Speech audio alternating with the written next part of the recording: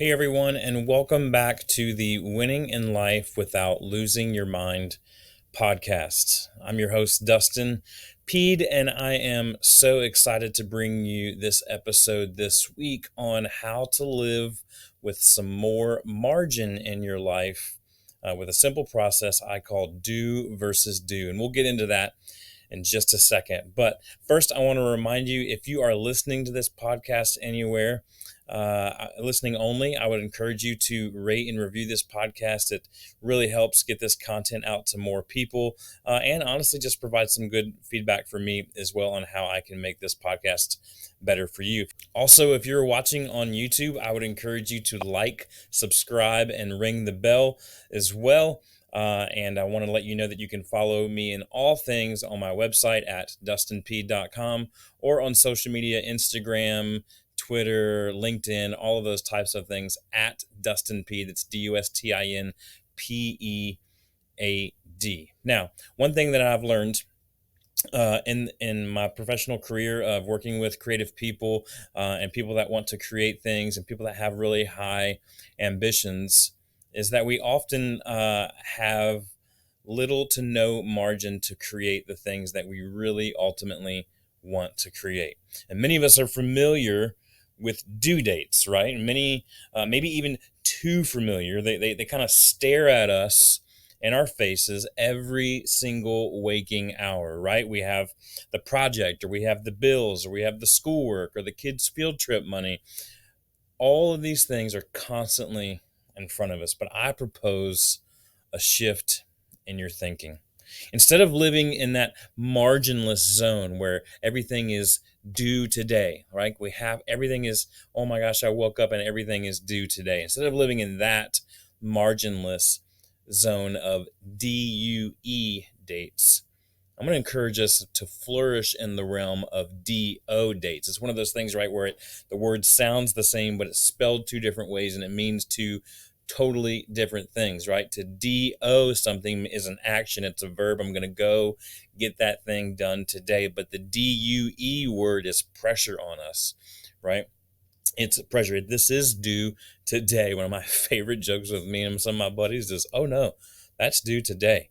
And that is an often very real aspect of our lives when we're going from thing to thing. But listen, when you live in DUE dates, right, there are limitations, there are constraints. There's often great demands of you in that very moment, and it can feel suffocating, causing you to react rather than to respond. Rather, if you live in the DO dates, the due dates, you have more margin, you have more flexibility, you have more grace on yourself and other people. You have more freedom to do the most important things that day. And you, most importantly, have the opportunity to respond instead of reacting. So what I'm proposing to you today is available. If you've seen it already in my social media stuff, I've been posting some Instagram and some YouTube short content about it. But I have this free PDF worksheet. I'm going to work with you right now to go through it. But if you want to download it, it's right here. You can see it right here on camera if you're watching on YouTube. This is just a couple of pages, very simple, easy process for us to go through. You can go to dustinpead.com. And there'll be a little pop-up that pops up. Wait for the pop-up to pop up. You'll fill in your information there, and you'll immediately get access to this. So I want to just briefly walk through this PDF, this worksheet with us today. So it's just a few steps process to change this this mindset of living in the DUE dates, which is marginless and stressful, to the DO dates, which is full of margin and full of grace, right? So first thing you have to ask yourself, unfortunately, is actually, when is this thing due? DUE. When is it DUE? Unfortunately, that you can't change that fact. Things will always be due. There will always be dates and deadlines approaching us. But what you can change is how you respond to that. And it just like Alcoholic Anonymous, right? The first step is admittance. If we can admit that there's an actual due date, then we can begin to create that margin. So first step in the PDF is you're going to write down, what is the due date? Second thing you're going to ask yourself is, how long will it take me to do this? And this is an opportunity to be realistic. If it's a project with multiple tasks, you're going to create a work back schedule, which we'll talk about in later episodes. You need to be realistic with yourself and honest with yourself about how long each task of that project will actually take you or your team. And this is no time right here for false expectations or false hopes. Be super realistic. You see, we tend to underestimate the things that we know and overestimate the things that we don't know. So you know how to do task A and B, so you underestimate the time it's going to take you to do that. But you don't know how to do task C and D, and so you overestimate the time that's going to take you to do that. Be as honest with yourself as possible. How long do you think, how many days do you think it'll take you to finish this project? And so you're going to write that number down on step number 2. Step number 3 is you're going to do just a simple math equation. You're going to subtract the time that it takes to do it, to DO it, from when it is DUE, right? You should now have a due DO date in mind. So for example, if you do the simple equation of DUE minus the DO dates, right? If the project is due DUE on March 1st and it'll take you about 3 days to produce, then you must begin doing it, verb doing it, no later than February 26th, right? So now you have that date in mind. All right, so very simple math. Step 4, another simple math, is just going to take us a little bit further back. Listen, there's always going to be something unexpected that pops up. Always. This is not a matter of if, but when, right? Just like Dave Ramsey says in his teaching, is not if it's going to rain, it's when it's going to rain. We know that things are going to pop up. So if you don't plan for and anticipate those unexpected things, then your plan, this process, will ultimately be completely derailed, and you'll be frustrated again because there's no margin. So what I'm going to propose is that you go back. Step number 4 is that you go further back from that step number 3 number. You're going to go further back about 25 to 40%. And the reason is because some things just may come up and shift your whole week. Some things may just come up and shift your whole day. But if we're using those same example dates from earlier in step 3 of the project is DUE on March 1st, and we decided that we should begin doing it no later than February 26th, then we're going to take a 25 to 40% leap back, and we're just going to go, okay, well, that's about 3 days. And so I'm going to add about 25% to that. Means I'm going to add a whole nother day backwards. And so now, instead of starting on February 26th, I really need to start it on February 25th. And that is step 4. We're almost through this. Finally, step 5, consider your calendar. So far, this plan works great if your calendar is completely empty and you work 7 days a week. But now you need to consider these quote unquote working days and just how full your calendar is. If you're like me, you live and die by the calendar. If it's not on the calendar, it doesn't happen. If you want me to hang out with you, it's got to get on my calendar. I know that sounds strict and rigid, but I'm just a forgetful person.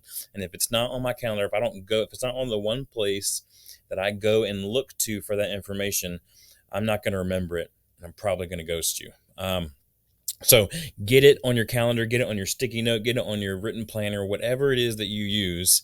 You need to plan that. But you also need to consider your work days and your non-work days. It's highly unlikely that your work days are 7 days a week, 365, right? It's not highly unlikely. So you need to consider what your working days are. Are they Monday through Friday? Are they Sunday through Thursday? Are they Tuesday through Saturday? Whatever the days are, consider those days. And getting something done is unrealistic when your calendar is so full of other items. So if you look at your calendar and you're going, there's no way I'm going to be able to complete that this week, you need to take that time into consideration when you're creating, when you need to DO these tasks of the project. So keeping in mind with our same example timeline of February 25th to 28th are working days for you, right? And we already determined that we're going to start on February 25th. So are those days booked with other things? Are they filled with the meetings? Are they filled with the soccer practices, etc.?